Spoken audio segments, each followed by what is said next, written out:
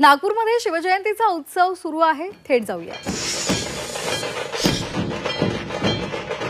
नागपुरातली ही दृश्य आपण पाहतोय। नागपूरमध्ये तलवारबाजी आणि त्याचबरोबर छत्रपती शिवाजी महाराजांच्या काळी जी शस्त्र वापरली जायची त्याची प्रात्यक्षिकं इथे दाखवली जात आहेत। ही दृश्य आपण पाहतोय। नागपूरमधली शिवजयंतीचा उत्सव आज राज्यभरात साजरा केला जातोय। विविध कार्यक्रमांचं आयोजन करण्यात आलेलं आहे आणि या ठिकाणी हे तरुण